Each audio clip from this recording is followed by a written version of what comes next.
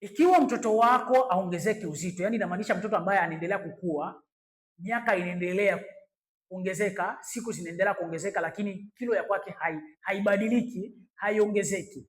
Jambo la kwanza, mtoto huyo anatakiwa apewe chakula ambacho kina virutubisho, kina protini, sawa, ambacho kitenda kusaidia kuimarisha misuli, yani kuimarisha misuli pamoja na mifupa, kuipa mwili nguvu, yani kusaidia kuimarisha damu isiwe nyepesi sana, yani kumfanya mtoto aendelee kukua vizuri kwenye hatua yake ya ukuaji.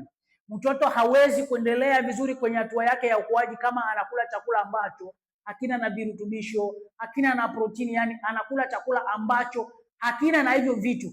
Yani unakuta mtoto ambaye anaweza kuwa anakula sana, lakini unakuta mtoto yani mikono yake ni nyembamba, miguu yake ni nyembamba, kichwa kikubwa, tumbo kubwa, lakini unakuja kugundua mbavu inaonekana. Yani mtoto afya yake inazorota, lakini ukiangalia tumbo ni kubwa. Yani mtoto anakula sana lakini afya yake haiko vizuri. Mtoto anakula sana lakini kilo yake haiongezeki. Na unakuta mwingine mpaka siku 2, siku 3, wiki hali chakula, yani haingizi chakula kinywani. Mtoto wa aina hii ni rahisi sana yeye kutokuongezeka uzito, na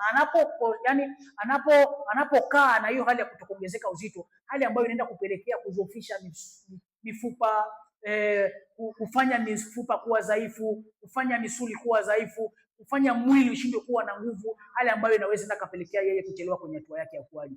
Hakikisha kama mtoto wako haongezeki uzito, mtafute daktari yoyote ili aweze kukusaidia kwenye hiyo changamoto, kwa sababu mtoto huyu anaweza kushindwa kuendelea vizuri kwenye hatua yake ya ukuaji, au ashindwe kuendelea vizuri kama vile wenzake.